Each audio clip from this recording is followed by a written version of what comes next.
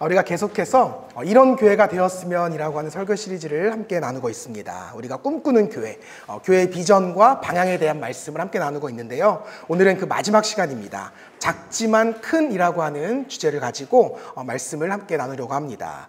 말씀을 시작하면서 여러분에게 한 가지를 좀 질문하고 싶어요. 한번 마음속으로 대답해 보시면 좋겠어요. 여러분, 우리 교회는 작은 교회일까요? 큰 교회일까요? 네, 마음속으로 대답하시면 됩니다. 왜냐하면 여러분들 지금 표정들이 이미 눈빛으로 이야기를 하고 계시기 때문에 다들 지금 무슨 이렇게 질문 같지도 않은 질문을 하느냐 이런 표정이신 것 같은데요. 여러분께 제가 지금 드렸던 이 질문은 제가 최근에 이제 수강하고 있는 작은 교회 공동체 이야기라고 하는 그 독서 세미나에서 교수님께서 저에게 이렇게 하셨던 그런 질문이에요. 제가 처음 이렇게 강의를 시작하는데 교수님이 저한테 물어보시더라고요. 지금 목사님께서 목회하고 계신 그 교회는 작은 교회인가요? 아니면 큰 교회인가요? 저는 당연히 자신 있게 작은 교회입니다 라고 이렇게 대답을 했어요. 그랬더니 그렇게 생각하는 이유가 뭐예요? 라고 물어보시는 거예요. 근데 순간 제가 할 말을 잃고 멍하니 이렇게 쳐다보고 있었습니다. 지금 딱 여러분들 표정이랑 그때 제 표정이랑 똑같았어요. 무슨 질문 같지도 않은 질문을 이렇게 심도 있게 하시나 이런 생각이 들었어요. 근데 교수님께서 저에게 이런 말씀을 하시더라고요. 교회의 크고 작음을 구분하는 기준은 절대 사람에게 있지 않습니다. 교회의 크기는 절대적으로 하나님께서 구분하십니다. 뭐 건물의 크기나 혹은 사람의 많고 적음에 상관없이 하나님께서 크게 쓰시면 큰 교회가 되는 거고 작게 쓰시면 작은 교회가 되는 겁니다. 세상에 사람 많고 건물 큰 교회는 굉장히 많습니다. 그런데 그 덩치에 비해서 아주 그 쓰임새가 보잘것없는 교회들도 있습니다. 그런 교회들은 모두 크지만 작은 교회입니다. 하지만 사람도 적고 심지어 번듯한 교회 건물조차 없음에도 불구하고 하나님께서 크게 쓰시는 교회들도 있습니다. 그런 교회들을 우리는 작지만 큰 교회다라고 지칭합니다.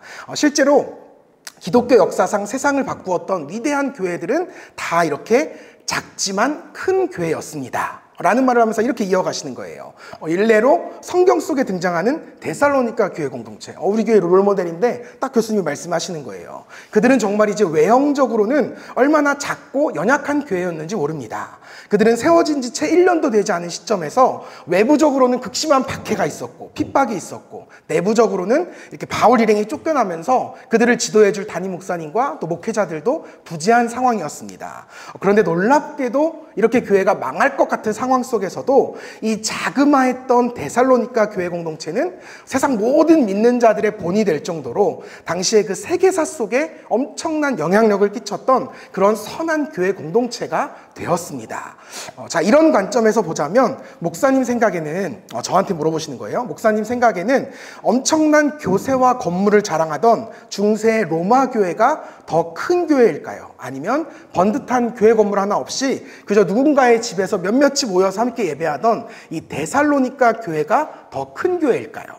그러면서 하나 더 물으실 때 만약 목사님께서 이 두 교회 중 한 곳을 맡아서 목회해야 한다면 목사님은 어느 곳을 더 섬기고 싶으십니까? 크지만 작은 교회 아니면 작지만 큰 교회? 여러분, 제가 어떻게 대답을 했을까요? 그럼에도 불구하고 꿈에도 내소원은 초대형 교회 목사가 되는 것이다 라고 이야기했을까요? 그렇지는 않았어요. 정말이지 제가요 한치의 고민도 없이 이렇게 대답을 했어요. 크지만 작은 교회에서 평생을 그렇게 사람 눈치, 돈 눈치 보면서 목회를 하느니, 그렇게 시시하게 목회를 하느니 작지만 큰 교회에서 평생 주님 앞에 떳떳하게 정말 귀하게 쓰임 받아보고 싶습니다 라고 이야기를 했던 그런 대화가 기억이 났습니다. 여러분께도 동일하게 묻고 싶어요. 여러분은 어떤 교회에서 신앙생활하고 싶으십니까? 그래도 우리가 이왕에 이렇게 평생의 신앙생활하기로 결단하고 작정을 했는데 정말 주님 앞에서 위대하게 쓰임받는 그런 교회에서 우리가 신앙생활을 해야 하지 않겠습니까? 정말 데살로니가 교회 공동체처럼 믿음의 본이 되어서, 세상 속에서 믿음의 본이 되어서 자신들의 삶의 자리를 바꾸고 또 그 도시와 나라 자체를 변화시켰던 그런 강력한 교회 공동체를 우리가 한번 꿈꾸면서 그렇게 교회 생활을 해야 하지 않겠습니까? 저는 우리 교회가 정말 하나님 앞에서 그런 교회가 되었으면 합니다. 물론 지금 당장은 많이 부족한 부분들이 있습니다. 사실이에요. 번듯한 교회 건물도 우리는 가지고 있지 않고요. 자랑할 만한 교세도 아닙니다. 하지만 저에게는 너무나 분명한 확신과 자긍심이 있어요. 하나님께서 우리 교회를 분명히 위대하게 쓰실 것이다 라고 하는 긍지가 있습니다. 저와 여러분 한 사람 한 사람을 그저 그냥 평범하게 그렇게 살게 하시는 것이 아니라 아주 비범하고 특별한 인생으로 부르실 것이다. 부르신 것이다. 라고 하는 확신이 저에겐 있습니다. 왜냐하면 이 교회의 주인이신 우리 주님께서 애초에 우리를 그렇게 쓰시려고 우리 한 사람 한 사람을 다 이곳으로 부르셨기 때문에 그렇습니다. 또 이 교회를 그런 마음으로 그런 계획을 가지고 세우셨음을 믿기 때문이에요. 물론 때가 되면 더 많은 사람도 건물도 우리에게 부어주실 것이라는 확신이 있습니다. 이건 단순히 저의 그냥 호기가 아니고요. 여러분 정말 믿으셔도 됩니다. 아니 믿으셔야 합니다. 우리 교회 지난 그 6개월의 시간 속을 돌아보면요. 하나님께서 우리를 어떻게 여기까지 이끌어 오셨는지를 여러분들도 대부분 다 알고 계실 거예요. 정말이지 믿을 수 없는 방법으로 정말 세상적이고 상식적이지 않은 방법으로 때마다 일마다 우리를 여기까지 이끌어 오셨음을 우리가 모두가 목격을 했습니다. 그래서 저는 그런 주님을 신뢰하지 않을 수가 없어요. 바로 그 주님께서 앞으로도 우리 교회를 가장 선한 방법으로 이끌어 가실 것을 믿습니다. 가장 좋은 때에 가장 좋은 것을 주실 하나님을 여러분도 신뢰하실 수 있으면 좋겠습니다. 그래서 여러분 제가요 정말 아무런 걱정이 없어요. 여러분 한번 제 얼굴을 한번 보세요. 너무 이렇게 여유가 흘러 넘치지 않습니까? 이게 어디 뭐 이렇게 맨땅에 헤딩으로 생개척한 목사의 얼굴이 아니잖아요. 이렇게 좀 야위고 척박하고 좀 얼굴이 이래야 되는데 때깔이 너무 좋아요. 제가 봐도 깜짝깜짝 놀라요. 그래서 제가 어디 가서요 개척교회 목사라고 말을 못해요. 너무 곱잖아요. 그래서 말을 못합니다. 다들 믿지도 않아요. 믿어주지도 목사님 개척교회 하시는 거 믿어주지도 않습니다. 물론 저에게도 순간순간의 고됨은 있죠. 좌절되는 상황이 왜 없겠습니까? 순간의 선택에 대한 고민은 당연히 존재합니다. 저도 사람이기 때문에 연약한 부분이 있습니다. 하지만 그럼에도 불구하고 저에게 이 교회에 대한 근본적인 염려 자체가 없어요. 왜냐하면 어차피 이 교회가 제 거도 아니고 여러분 거도 아니고 주님 교회라는 확신이 있기 때문에 그렇습니다. 주님께서 주님의 교회를 반드시 잘 되게 하실 것을 저는 믿기 때문에 그렇습니다. 사랑하는 여러분, 여러분에게도 정말 저와 동일한 이 믿음이 있기를 소원합니다. 저와 동일한 은혜, 동일한 감격이 여러분 안에 넘쳐나기를 바라요. 여러분 우리가 반드시 잘 됩니다. 반드시 잘 될 거예요. 하나님께서 우리 교회를 통해서 이 땅을 변화시킬 것입니다. 하나님께서 저와 여러분을 통해서요 이 도시를 변화시킬 것이고요 대한민국을 회복시킬 것이고 나아가 온 세계를 구원하실 겁니다. 작지만 큰 우리 교회를 통해서 말입니다. 이 믿음이 이 시간 함께 말씀을 나누는 저와 여러분 모두에게 임하기를 주님의 이름으로 축복합니다. 저는 오늘 말씀을 이런 믿음으로, 이런 마음과 이런 관점으로 함께 나누고 싶어요. 사실 우리가 읽은 이 본문의 내용이요 굉장히 단순한 내용입니다. 바울이 에베소에 가요. 에베소에 가서 복음을 전합니다. 그리고 약 12명 정도가 바울이 전했던 복음을 받아들이고 세례를 받습니다. 그리고 그들이 에베소 교회의 초석이 돼요. 그러니까 여러분과 같이 창립 멤버가 된 거예요. 문제는 그 이후로요 이 12명이 바울 사도와 이 12명의 성도가 굉장히 열심히 복음을 전파하고 전도하고 선교하는데 이 2년간 에베소 교회에 뚜렷한 변화나 성장이 나타나지를 않는 거예요. 아니 사실은 그 이후로도 에베소의 교회가 뭐 크게 부흥했다 성장했다 이런 기록이 성경에는 등장하지 않아요. 다만 성경이 우리에게 전하고 있는 것은 무엇이냐, 이 에베소 교회가 당시 그 에베소라고 하는 도시 속에서 어떤 영향력을 끼치며 살았는가, 하나님께서 그들을 어떻게 위대하게 사용하셨는가, 이 내용만 우리에게 자세하게 증거해주고 있어요. 그러니까 결론부터 여러분 미리 말씀을 드리자면 그들은 불과 12명에 불과한 아주 작은 교회 공동체였음에도 불구하고 에베소라고 하는 그 큰 도시를, 대도시를 완전히 뒤집어 엎었던 작지만 큰 교회였습니다. 이제껏 에베소에서 그 누구도, 그 어떤 조직과 단체도 할 수 없었던 그런 일들을 이 작고 연약한 에베소 교회가 감당했다는 거예요. 그렇다면 과연 그들은 어떻게 그 작은 덩치에도 불구하고 이런 놀라운 일들을 감당할 수 있었던 것일까요? 하나씩 여러분과 좀 살펴보려고 합니다. 첫 번째는 그들이 주어진 현실에 좌절하거나 포기하지 않았다는 거예요. 자신들에게 맡겨진 사명을 끝까지 감당했다는 겁니다. 성경 말씀을 한번 보겠습니다. 8절에서 10절까지 말씀을 한번 이렇게 같이 읽어보면 좋을 것 같아요. 교독할게요. 바울이 회당에 들어가 석 달 동안 담대히 하나님 나라에 관하여 강론하며 권면하되, 여러분들 시작.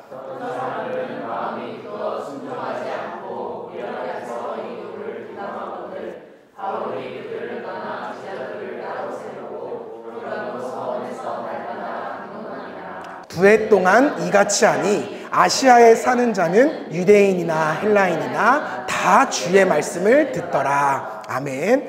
제가 이 말씀을 묵상하는데 저에게 들었던 그 한 문구가 있어요. 우리가 작년에 이제 월드컵 때 유행했던 한 문구죠. 중요한 건 꺾이지 않는 마음이다. 이 문구가 저에게 딱 생각이 나는 거예요. 아무리 힘겨워도요, 이 에베소 교회 성도들의 마음이 꺾이지를 않는 거예요. 바울 사도가 회당에서요, 복음을 전했어요. 근데 도리어 비방을 당하는 거예요. 조롱을 당하는 거예요. 여러분, 제가 늘상 강조하지만 바울 사도도 슈퍼히어로가 아니에요. 우리와 똑같은 성정을 가진 사람이었어요. 그도 사역에 실패할 때마다 우리와 똑같이 좌절했고요, 힘겨워했어요. 사람들에게 실망했고요, 쓰라린 상처도 받았습니다. 하지만 놀랍게도 그가 끝까지 포기하지 않았다는 거예요. 그의 마음이 꺾이질 않았다는 겁니다. 도리어 그는 에베소 교회의 개척 멤버들과 함께 끝까지 복음을 전했습니다. 뚜렷한 변화도 없고 뚜렷한 성장도 없는 그런 상황 속에서, 아무것도 보이지 않는 막막한 상황 속에서 무려 2년간 계속 그렇게 행했다는 거예요. 늘 하던 대로.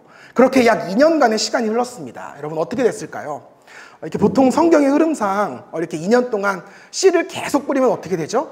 보통은 열매를 거두잖아요. 에베소 교회의 놀라운 부흥과 성장에 대한 이야기가 우리에게 딱 나와줘야, 아, 그렇구나, 열심히 하면 열매가 생기는구나, 거두는구나, 이렇게 자연스러운 이야기가 등장할 것 같은데 그렇지 않은 거예요. 성경을 보면 성경은 우리에게 전혀 그런 이야기를 들려주지 않아요. 부흥과 성장은커녕 단 한 명의 성도가 늘었다라는 내용도 우리에게 전해주고 있지 않아요. 대신 성경은 전혀 다른 이야기 하나를 우리에게 전해줍니다. 그것이 무엇이냐? 당시 아시아에 살던 모든 사람들이 바울 사도가 또 에베소 교회 12명의 성도가 전했던 복음, 곧 주의 말씀을 직접 들었다는 거예요. 여러분, 이 당시 아시아가 오늘날의 그 터키, 튀르키예 지역을 의미합니다. 그러니까 저도 몇 년 전에 이 튀르키예로 성지순례를 다녀온 적이 있는데, 도시에서 도시를 이동할 때도 비행기로 2시간 이상씩 이동을 해야 됩니다. 그러니까 어마어마한 면적이에요. 그런데 그곳에 사는 그 수많은 사람들이 한 명도 빠짐없이 다 주의 말씀을 들었다는 거예요. 여러분, 어떻게 이런 일이 가능했을까요? 이 에베소라고 하는 도시가요, 당시에 그 아시아 지역, 튀르키예 지역의 문명의 중심지였습니다. 모든 문화와 무역과 또 각종 사업과 교육, 철학, 종교, 이 모든 것이 다 이 에베소라는 도시를 중심으로 이루어졌습니다. 그러다 보니까 수많은 사람들이 정말 갖가지 이유로 이 에베소라는 곳에 모여들었어요. 방문을 한 사람들도 있고 이주해온 사람들도 있었습니다. 그렇게 모여든 사람들이요, 에베소의 명물이라고 알려져 있던 두란노 서원을 늘 거쳐갔어요. 저도 에베소라는 그 도시를 갔는데요, 이렇게 도시에서 도시를 지나가려면 이 두란노 서원을 안 지날 수가 없어요. 이렇게 크게 있어가지고 반드시 이곳을 지나가야 합니다. 근데 그때마다 그곳에서 언제나 변함없이 흘러나오던 외침이 있었다는 거예요. 그것이 바로 바울과 에베소 교회 성도들이 외쳤던 복음이었다는 겁니다. 만약에 단 하루라도 그들이 복음을 전하는 일을 포기했더라면, 그냥 힘들어서 쉬었더라면 이런 놀라운 일이 발생할 수가 없었더라는 거죠. 이처럼 말도 안 되는 일이 지금 이 작고 작은 에베소 교회를 통해서 그 아시아 땅 전체에 일어났다는 겁니다. 여러분, 세상에 어떤 큰 교회가 이런 무지막지한 일을 감당할 수가 있을까요? 전 세계에서 가장 큰 교회라고 알려져 있는 로마에 있는 성 베드로 성당, 로마에 살고 있는 수많은 사람들이 이 베드로 성당을 통해서 지금 모든 사람들이 다 복음을 전해 듣고 있을까요? 아니, 멀리 갈 것도 없죠. 사실 전 세계에서 가장 큰 개신교회라고 알려져 있는 여의도에 있는 교회가 있잖아요. 지금도 성도 수가 60만 명이라고 그렇게 엄청난 교세를 자랑하죠. 근데 과연 그 교회를 통해서 서울 시민 모두가 복음을 전해 듣고 있는 일이 오늘날 이루어지고 있는가? 대한민국 국민들이 그 교회를 통해서 주의 말씀을 듣고 있는가? 사실은 자신할 수 없을 것 같아요. 비단 이게 그 교회만의 문제는 아니죠. 오늘날 이 땅에 존재하는 모든 교회는 사실 이 말씀 앞에 부끄러워질 수밖에 없는 현실입니다. 에베소 교회가 작지만 큰 교회로 쓰임받을 수 있었던 이유는 어떤 상황에서도 그들이 꺾이지 않는 마음으로 계속해서 복음을 전했기 때문이라는 거예요. 아무런 열매도 결실도 맺지 못하는 그런 상황 속에서 그들은 단 하루도 쉬지 않고 무려 2년간을 견뎌냈습니다. 버텨냈어요. 포기하지 않고 좌절하지 않고 자신들에게 맡겨진 사명을 끝까지 감당했다는 거예요. 주의 말씀을 전했다는 겁니다. 그 결과 주의 말씀을 듣지 못한 자가 그 땅 가운데, 그 지역 가운데 단 한 명도 없게 되었습니다. 제가 최근에 굉장히 좀 좋아하고 그래서 이렇게 가까이 교제하고 주목하고 있는 목사님이 한 분 계세요. 시광교회라고 하는 곳을 담임하시는 이정규 목사님이신데요. 이 시광교회는 이정규 목사님이 2011년에 구로의 한 그 지하상가에서 13명의 성도들과 함께 개척한 그런 교회입니다. 그러니까 그때부터 지금까지 굉장히 건강하게 성장하고 있는 아주 복음적인 교회예요. 이정규 목사님의 별명이 한국의 팀켈러입니다. 그만큼 굉장히 이렇게 복음적이고 이렇게 학문적으로도 뛰어나시고 열심히 목회를 감당하고 계세요. 근데 이 목사님께서요, 이렇게 교제를 하다 이런 이야기를 들려주시는 거예요. 처음 교회를 개척하고 약 3년 동안 교회 안에 아무런 변화가 없었다는 거예요. 너무 감사하게 나가는 성도도 없었지만 또 너무 감사하게 들어오는 성도도 없었대요. 그냥 3년간 그 상황이 계속 반복이 됐다는 거예요. 마치 밑 빠진 독에 물 붓기처럼 계속 물을 들이붓기는 하는데 도무지 채워지지 않는 상태가 3년간 지속이 되었답니다. 때로는 정말 포기하고 싶었고 자책도 하면서 좌절도 하면서 내가 정말 이제 그만해야 되나? 마음이 참 많이 꺾이셨다는 거예요. 그런데 그런 와중에도 끝까지 포기하지 않고 계속해서 말씀을 공부하고 그 말씀을 성도들과 나누고 이 생활을 3년 동안 반복을 하셨답니다. 그렇게 3년이라는 시간을 버텨내셨대요. 이 목사님이 표현 그대로예요. 나는 이겨낸 게 아니라 그냥 버텨냈습니다 라고 이야기를 하시더라고요. 그렇게 하루하루를 버티던 중에 어느 날 이제 평소에 좀 이렇게 친밀하게 교제하던 어떤 출판사의 그 대표님이 연락이 오신 거예요. 그러면서 한번 성경 공부 교재를 같이 이렇게 집필해 보는 것은 어떠냐 이렇게 제의를 하시더래요. 그러면서 그 이유가 내가 3년간 당신을 지켜봤는데 만약에 3년 안에 교회를 접으면 당신에게 이런 일을 이제 부탁하지 않을 거였고, 만약에 당신이 성실하게 3년을 버텨내면 내가 당신은 정말 좋은 목사라고 생각하고 이 일을 부탁하려고 3년을 당신을 보고 기다렸다라고 이야기를 하는 거예요. 근데 3년이 지난 오늘도 열심히 복음을 전하고 있는 당신을 보면서 내 안에 확신이 생겼다. 우리가 같이 한번 이 성경 교재를 이렇게 집필하고 연구하고 이렇게 출판했으면 좋겠다. 이런 제의를 했다고 합니다. 그러면서 이제 그때부터 작가 활동을 시작하게 되고요. 그렇게 조금씩 이 목사님과 교회가 세상에 알려지기 시작하면서 매년 이제 성장을 거듭하기 시작했다는 거예요. 그래서 지금은 어느덧 2021년 기준으로 약 350명 정도가 이렇게 모이는 안정적인 중형교회로까지 성장했다라는 이야기를 들려주시더라고요. 대화 말미에요. 목사님께서 저에게 딱 두 가지를 강조하시는 거예요. 첫째는 꺾이지 않는 마음. 목사님, 꺾이시면 안 돼요. 당연히 포기하고 싶고 당연히 그만두고 싶은 게 그게 당연한 거예요. 개척교회 목사는 당연히 그만두고 싶어서 개척교회 목사인 거예요. 이걸 강조하시면서 그럼에도 불구하고 이 길 외에는 답이 없다. 끝까지 한번 버텨내봐라. 한 번 담임의 길로 들어섰으면 이제 더 이상 한 번 담임 목사는 영원한 담임 목사다. 더 이상 다른 곳에 눈을 둘 수가 없다. 큰 교회로 눈 돌리지 마시고 뚝심 있게 내 길을 걸어가십시오. 라는 말을 하시더라고요. 그러면서 또 한 가지, 하나님의 선하신 인도하심에 대한 믿음. 비록 지금은 광야와도 같이 아무것도 보이지 않는다 할지라도, 아무것도 거둘 것이 없는 것 같다 할지라도 반드시 주님께서 때가 되면 푸른 초장과 쉴만한 물가로 인도하신다. 그 주님을 끝까지 신뢰하면서 한번 이겨내보세요. 목사님은 버티는 게 아니라 한번 이겨내보세요. 이런 말씀을 저한테 하시는 거예요. 정말 이게 뻔한 이야기인데요. 뻔한 개척 스토리잖아요. 뻔한 개척교회 선배가 후배에게 들려주는 이야기인데 이 같은 길을 걷고 있는 후배로서 참 많은 위로와 격려가 되었습니다. 또 도전을 받았어요. 사랑하는 여러분, 이것이 사실 비단 목회하고 있는 저만의 이야기겠습니까? 여러분에게도 저마다의 삶의 어려움들이 얼마나 많이 있겠습니까? 내 마음대로 내 일이 풀리지가 않고 포기하고 싶은 상황들이 참 많이 있겠죠. 한다고는 하는데 뚜렷한 열매나 결실이 맺히지 않는 것이 우리의 솔직한 인생입니다. 이런 시기가 우리 인생에 분명히 존재합니다. 그러나 여러분, 저도 그렇게 합니다. 그렇게 할 겁니다. 여러분에게도 권면하고 싶어요. 끝까지 포기하지 마시고 주어진 삶의 자리에서 그렇게 끝까지 한번 버텨내 봅시다. 아니, 이겨내 봅시다. 여러분, 이 광야를 넘어서면 가나안입니다. 근데 이 광야를 넘어서지 못하면 광야에서 끝나는 거예요. 이 사막을 넘어서면 푸른 초장과 쉴만한 물가가 우리를 기다리고 있습니다. 여러분, 우리 함께 파이팅 하시면 좋겠어요. 나아가서 우리 교회가요, 교회적으로도 끝까지 좌절하지 말고 맡겨진 사명을 잘 감당하는 그런 교회가 되면 좋겠습니다. 비록 지금 당장은 뚜렷한 결과가 보이지 않을 수 있어요. 열매도 성장도 보이지 않을 수 있습니다. 그러나 그럼에도 불구하고 우리 교회에 주어진 비전, 우리의 삶의 자리에 하나님 나라를 세워가는 이런 일에 끝까지 한번 최선을 다하시 다하실 수 있기를 주님의 이름으로 축복합니다. 2000년 전에 에베소 교회가 그랬어요. 에베소 교회가 그렇게 끝까지 포기하지 않고 자신들의 사명인 복음 전파를 감당했을 때 그런 그들로 인해서 그들의 도시와 이 대륙 전체가 그들의 말씀을 통해서 변화되기 시작합니다. 오늘 우리를 통해서도 동일한 역사가 일어나면 좋겠어요.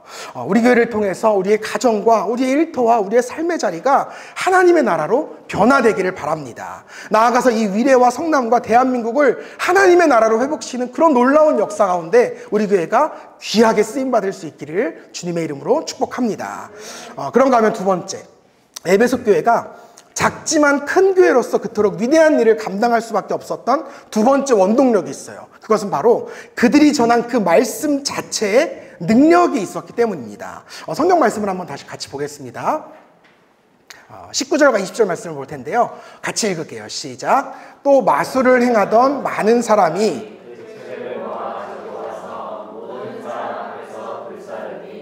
그 책값을 계산한 즉 은 5만이나 되더라. 이와 같이 주의 말씀이 힘이 있어 흥황하여 세력을 얻으리라. 아멘. 여러분, 성경이 증거하는 대로요, 지금 이 에베소라고 하는 도시에요, 놀라운 일이 발생하기 시작하는 거예요. 그게 무엇이냐? 바로 당시에 마술을 행하던 무수히 많은 사람들이요, 자신들의 그 생계 유지 수단, 밥벌이 수단이었던 마술책들을 불태우기 시작했다는 거예요. 이 말씀에 담긴 상징적인 의미를 우리가 알아야 합니다. 당시 에베소를 강력하게 묶고 있었던 우상 문화가 있었어요. 근데 바야흐로 이 에베소 교회를 통해서 선포된 하나님의 말씀 때문에 그 강력한 우상 문화가 깨어지기 시작합니다.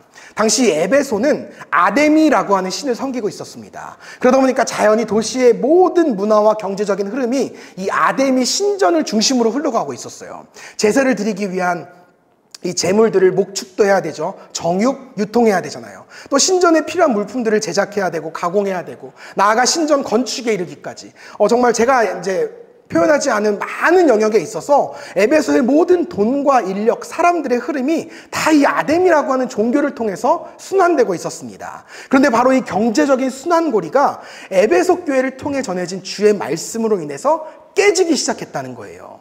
복음이 도시에 딱 들어가니까요, 그래서 수많은 이들이 복음을 듣기 시작하니까, 그들이 그 복음의 능력 앞에 반응하기 시작하니까 누가 진짜 신인지를 깨닫기 시작하는 거예요. 하나님의 능력을 실제로 체험하기 시작하니까 그들의 삶이 급격하게 변화되기 시작합니다. 한마디로 그들 모두가요, 하나님 무서운지를 알게 된 거예요. 그동안은 하나님이 없는 줄 알았어요. 아니면 하나님이 있어도 내 인생에 큰 영향력을 못 미치는 줄 알았어요. 근데 하나님이 누구신지를 알고 나니까, 하나님의 실제 능력을 체험하고 나니까 하나님을 경외하는 마음이 그들에게 생겨났다는 거예요. 그러면서 그들의 삶에 놀라운 변화가 일어나기 시작합니다.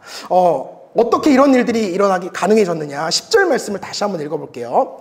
시작. 2해 동안 이같이 하니 아시아에 사는 자는 유대인이나 헬라인이나 다 주의 말씀을 듣더라. 아멘.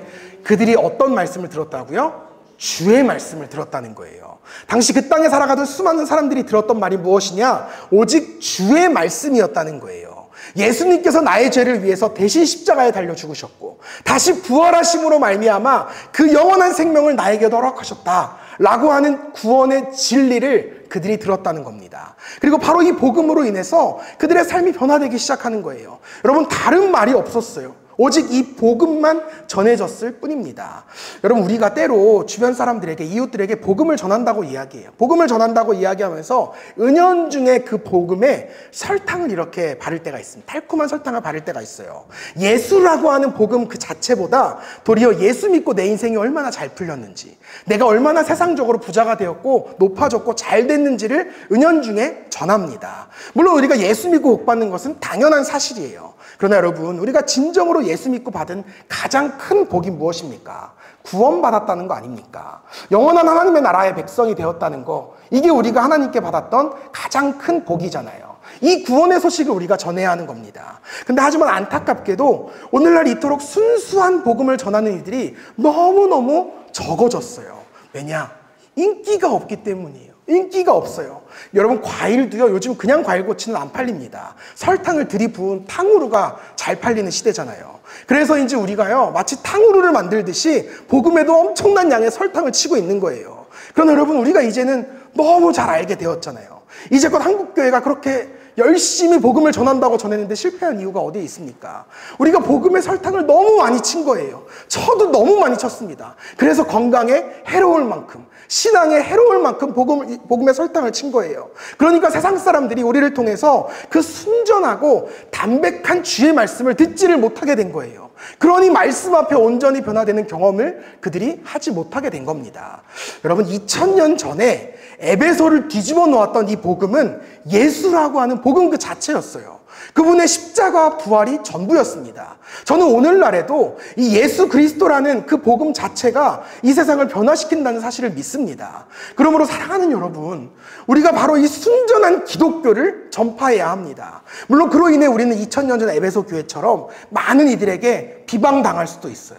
조롱당할 수도 있어요. 그러나 여러분, 끝까지 우리가 포기하지 않고 복음을 복음 그 자체로 전파해야 합니다. 더 이상 설탕치기는 안 됩니다. 더 이상 탕후루식의 복음은 안 돼요. 정말 변질되지 않은, 정제되지 않은 순수한 그 오리지널 복음을 우리가 전해야 한다는 겁니다. 이러한 순전한 복음이 이 땅 가운데 전파될 때 그 복음을 들은 우리 주변의 수많은 이웃들이 복음에 반응하기 시작할 거예요. 이제껏 살아왔던 자신들의 삶의 방식을, 삶의 양식을 바꾸기 시작할 겁니다. 참되고 영원한 가치 있는 삶으로 자신들의 삶의 방향을 돌릴 것입니다. 바라기는 우리 교회를 통해서 이런 세상 가운데 놀라운 일들이 일어날 수 있기를 축복합니다. 우리가 전하는 그 순수한 복음으로 말미암아 세상이 변화되고 세상이 구원받는 그런 놀라운 일들이 일어날 수 있기를 주님의 이름으로 축복합니다. 마지막으로 세 번째, 에베소 교회가 작지만 큰 교회로서 세상 가운데 위대하게 쓰임받을 수 있었던 세 번째 이유, 그것은 바로 그들이 선교 지향적인 교회를 꿈꾸었기 때문이에요. 선교적인 교회를 지향했기 때문입니다. 말씀을 다시 한번 읽겠습니다. 21절 말씀이요. 같이 읽을게요. 시작. 이 일이 있은 후에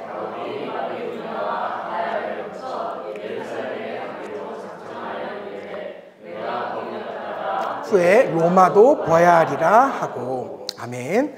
본문의 이 일이 있은 후에 할 때 이 일은요, 마술사들이 자신들의 책을 불태웠던 그 사건을 의미합니다. 그러니까 바울 사도가 이러한 일을 겪으면서 정말 수많은 사람들이 이 마술책을 불태우는 일을 보면서 내심 감격하지 않았을까요? 아, 드디어 복음 전파의 결실이 맺어지는구나. 드디어 에베소 교회 공동체가 더 이상 이들에게 비방당하지 않고 이곳에서 안정적으로 자라나고 성장할 수 있겠구나. 아마도 그는 이런 생각을 했을 것 같아요. 근데 놀랍게도요, 바울 사도가 곧 이어서 나오는 21절의 말씀에 뭐라고 진 거예요? 이 현실에 만족하고 안주하지 않겠다는 거예요. 도리어 그는 이러한 상황 속에서 로마 선교를 꿈꾸며 준비하기 시작합니다.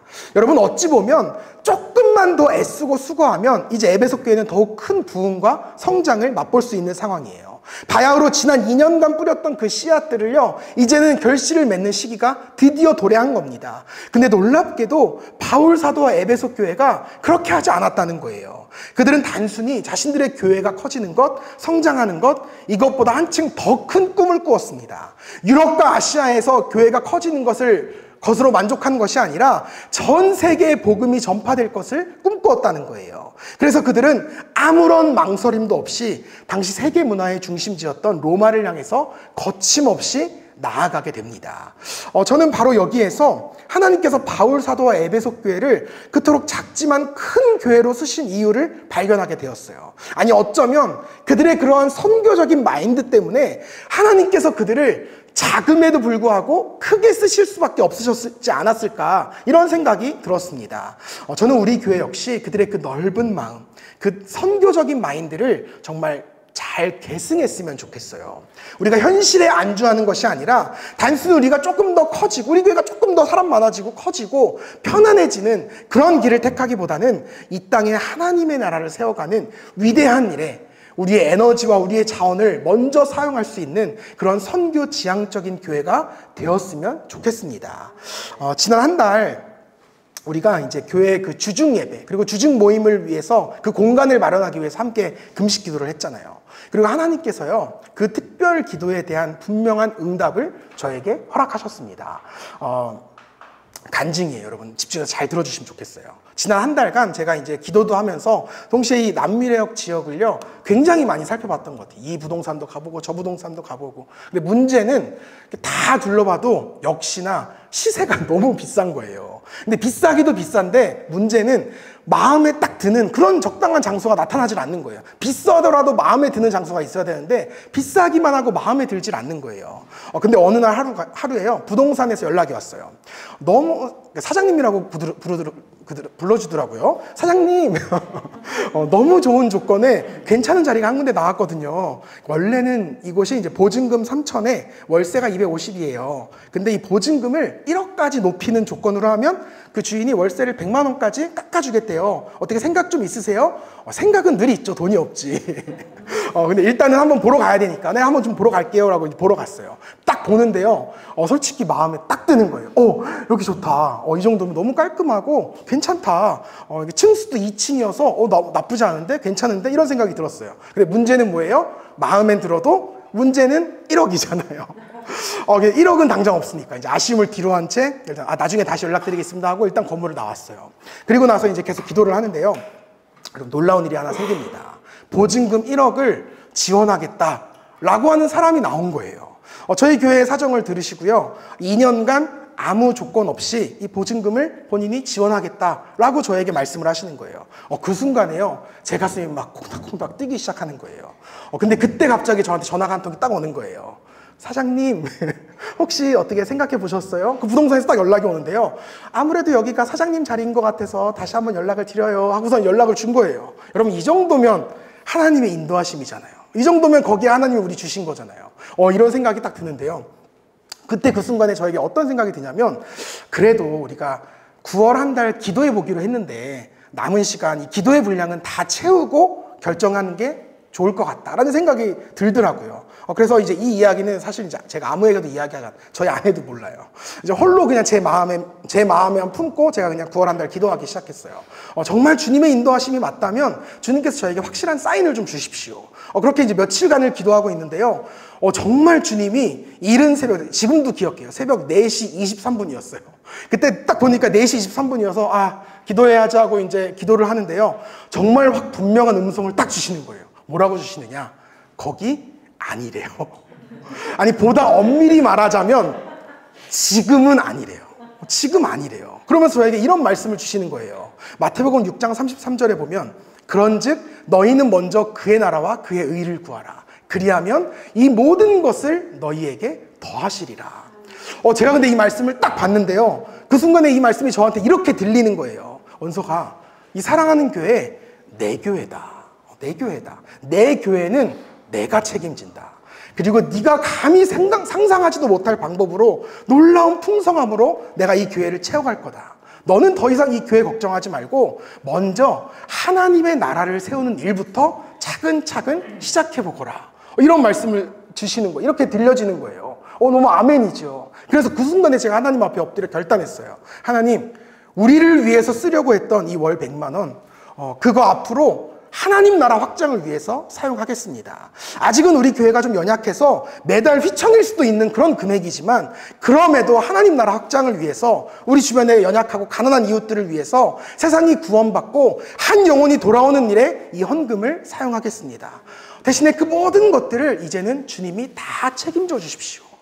여러분 근데 정말 놀라운 일이 또 한 가지가 생기는데요. 제가 딱 주님 앞에 그런 결단을 드렸던 그날에 제가 두 곳에서 연락을 받았어요. 먼저는 저희가 이제 지난 성경학교 때 이제 저희에게 흔쾌히 예배 공간을 빌려주셨던 그 우리는 교회에서요. 이 로뎀나무라고 하는 북카페를 운영하고 있는데 주중에 저희한테 그냥 무상으로 이용하라는 거예요. 아무 때나 괜찮으니까 여기 빌려줄 테니까 와서 사용해라. 심지어는 그냥 와서 쓰면은 너무 남의 교회 같으니까 여기에 제 책상을 하나 놔주시겠대요. 그러니까 이제 너네 교회처럼 생각하고 너희 교회처럼 생각하고 아무 부담 없이 여기를 사용하라는 거예요. 뿐만 아니라 이제 저희 교회 인스타를 통해서 저희가 이제 주중 교회 모임을 위해서 모임 공간을 위해서 기도하고 있다라고 하는 소식을 접한 야탑의 제이드 라탄이라고 하는 공방에서요. 이제 주중 저녁에 이 공간과 장비를 저희에게 후원하고 싶다라는 DM을 보내오신 거예요. 이 연락들을 제가 봤는데요. 정말 소름이 확 돋는 거예요. 비록 제가 생각했던 모습과는 많이 다르지만 주님께서는 우리에게 가장 좋은 때 가장 좋은 방법으로 새로운 공간을 열어주시더라고요. 정말 생각지도 못하게요. 위례점, 분당점 두 지점이 저희한테 생긴 거예요. 여러분 곧 이제 광고할 겁니다. 이제 우리도 주중에 모일 거예요. 이제 문제는 여러분들이 와야 된다는 거예요. 주님이 공간을 주셨지만 여러분들이 나오는 건 여러분들이 나오셔야 되는 거예요. 여러분, 저는요, 이 모든 것이 선교적 교회를 결단한 우리 교회에게 주시는 하나님의 귀한 선물이고 축복이라는 확신이 듭니다. 사랑하는 여러분, 정말 2000년 전에 그 에베소 교회가 내 교회만을 위해서 편안한 길을 선택하지 않고 도리어 세계 속으로 복음의 발걸음을 힘차게 내딛었듯이 우리 교회 역시도 같은 선택, 그들과 동일한 결단을 할 수 있기를 바랍니다. 단순히 우리 교회가 우리 교회 덩치를 키우고 우리 교세를 확장하는 데 급급한 것이 아니라 도리어 이 땅 가운데 하나님의 나라를 세워가는데 그 일에 우리의 최우선순위를 담았으면 좋겠어요. 그런 선교적인 교회가 되기를 꿈꿉니다. 우리 교회가 하나님 앞에서 그 좁은 길을 걸어나갈 때 하나님께서는 반드시 우리 교회를 2000년 전 에베소 교회와 같이 작지만 큰 교회, 나아가 세상 가운데 위대하게 쓰임받는 그런 위대한 교회로 세워주실 줄 믿습니다. 말씀을 맺으면서요, 저는 오늘 이 찬양으로 오늘 말씀을 좀 마무리하고 싶다는 생각이 들었어요. 우리가 잘 알고 있는 소원이라고 하는 찬양인데요, 이 가사에 너무 뭉클한 가사가 있는 거예요. 저 높이 솟은 산이 되기보다 여기 오름직한 동산이 되길, 내 가는 길만 비추기보다는 누군가의 길을 비춰준다면, 내 가는 길만 비추기보다는 누군가의 길을 비춰주는 교회. 저는 정말이지 우리 교회가 이런 교회가 되었으면 좋겠습니다. 작지만 큰 교회. 그래서 누군가의 길을 환하게 비춰줄 수 있는 그런 교회가 되었으면, 이런 교회가 되었으면 합니다.